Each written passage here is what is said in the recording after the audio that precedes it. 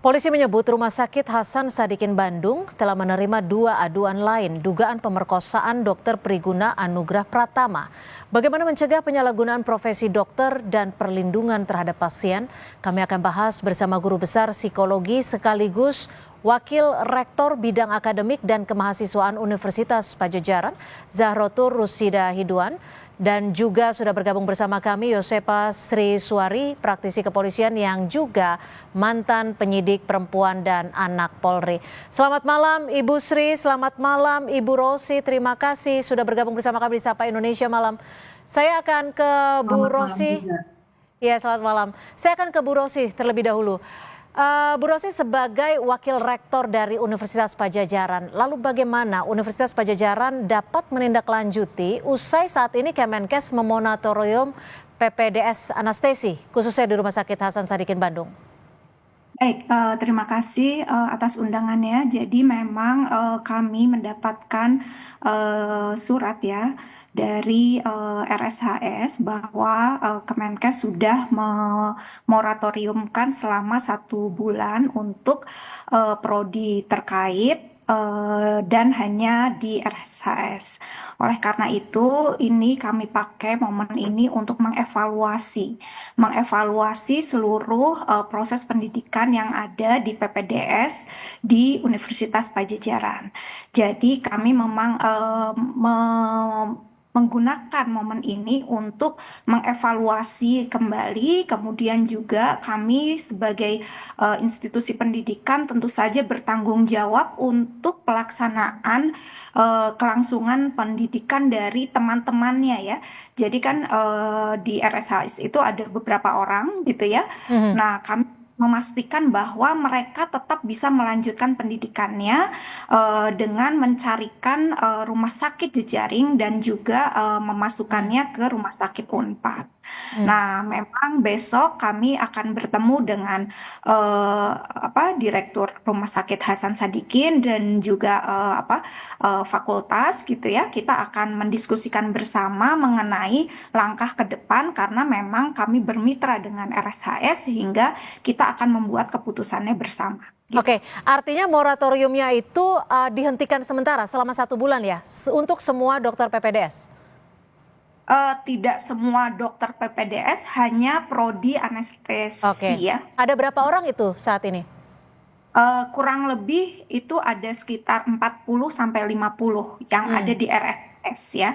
Sehingga tugas kami adalah menyalurkan mahasiswa-mahasiswa tersebut untuk bisa melanjutkan pendidikannya karena mereka tidak bersalah ya. Karena mereka memang memiliki hak untuk melanjutkan pendidikan. Gitu. Karena jangan sampai juga mereka yang tidak bersalah, mereka yang menjalankan profesi profesionalnya ini secara serius, lalu terkena dampaknya ya, seperti itu ya Bu ya.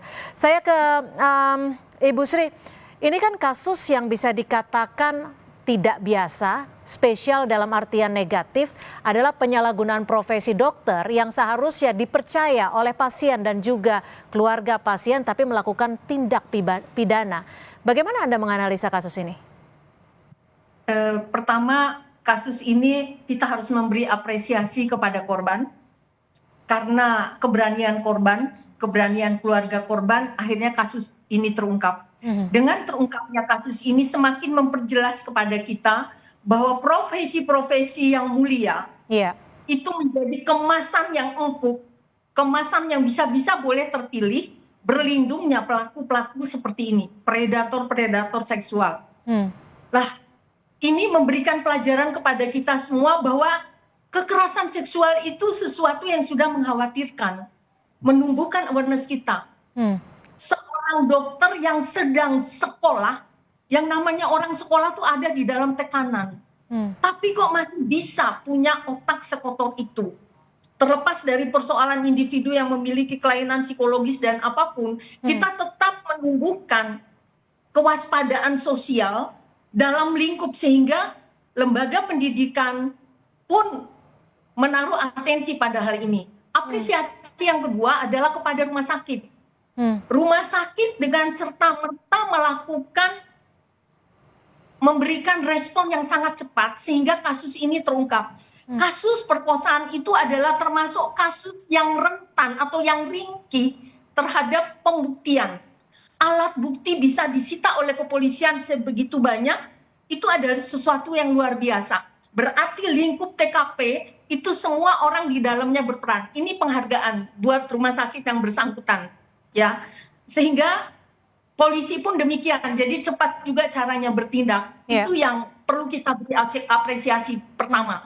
Yang kedua adalah ini menginformasikan pada kita bahwa profesi sebagai dokter yang dulu kita agung-agungkan sebagai pelindung, ternyata di tengah badai seperti ini berbeda. Profesi sebagai Ini kalau Anda melihatnya yang salah yang mana? Terlepas dari subjeknya sendiri ya, pribadinya sendiri. Apakah diperlukan sebenarnya pengawasan secara berkala kepada setiap dokter? Enggak, kita tidak bisa mencari siapa yang salah. Tapi kita apa hikmah yang bisa kita ambil dari kasus ini? Pertama adalah kewaspadaan sosial. Kalau kita punya kewaspadaan sosial, semua kita akan waspada. Rumah sakit waspada, sistem pendidikan waspada. Artinya ini tidak ada kewaspadaan kalau menurut Anda, Bu Sri? Remaja-remaja putri pun waspada. Nah, jadi kita tidak dalam konteks untuk mencari siapa yang paling bisa disalahkan, tidak. Tetapi hikmah apa yang bisa kita ambil dari kejadian ini?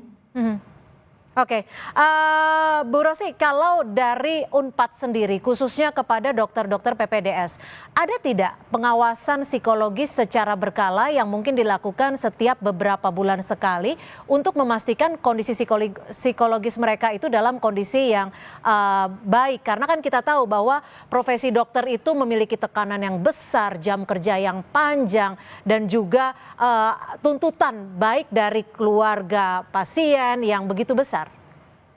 Ya, baik. Jadi memang untuk masuk PPDS saja kami sudah memberlakukan ada beberapa seleksi ya.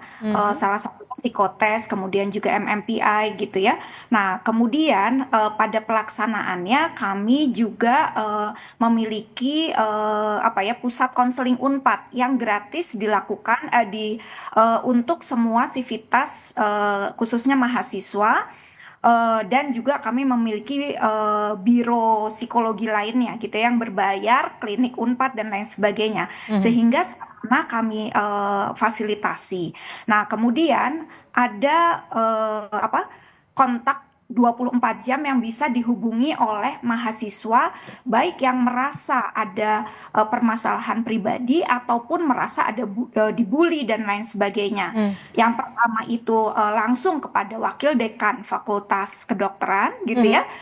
Kemudian yang kedua memang ada yang hotline seperti itu. Tapi gini Bu Rosi, kadang-kadang kan ketika seseorang itu dalam keadaan tertekan, dalam keadaan psikis yang terganggu, seseorang itu belum tentu merasa perlu untuk mengadukan kepada psikolog. Apakah dari Unpad sendiri melakukan itu secara wajib berkala?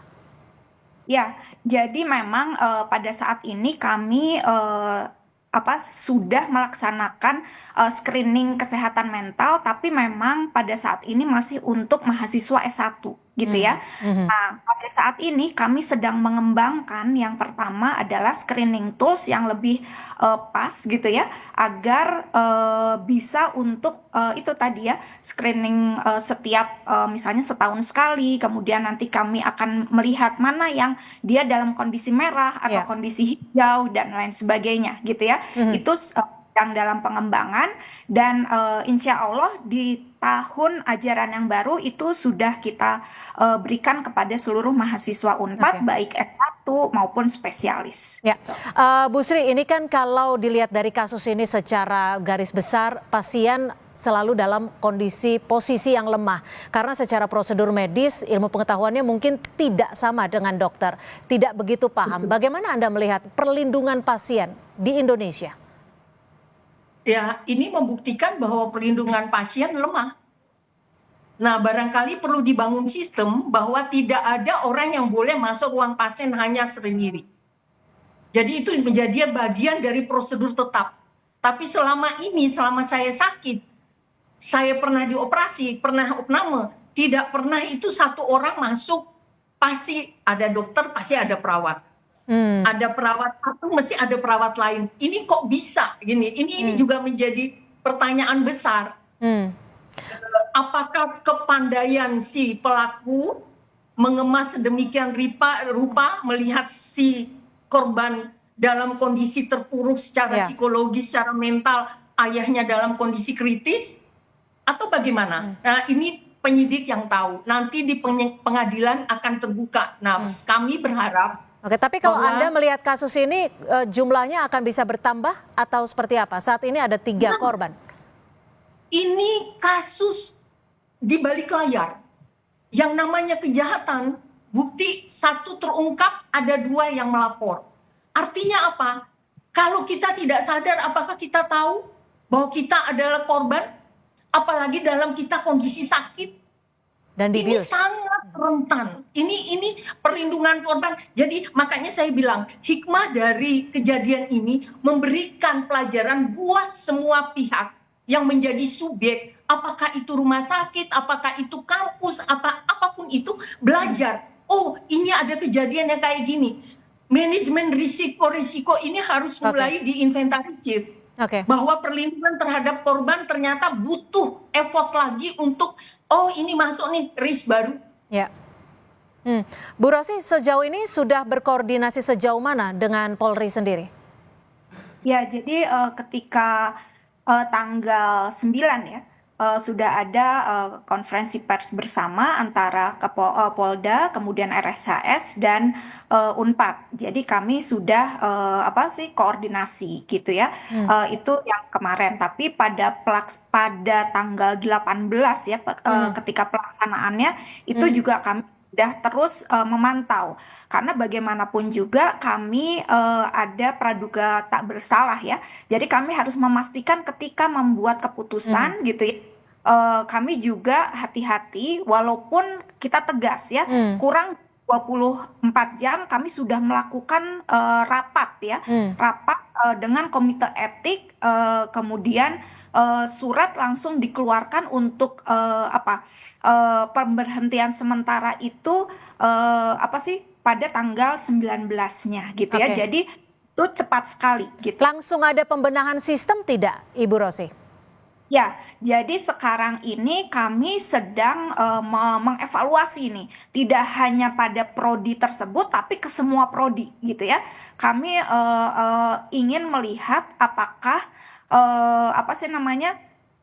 yang seharusnya berjalan itu di mana nih bolongnya gitu ya.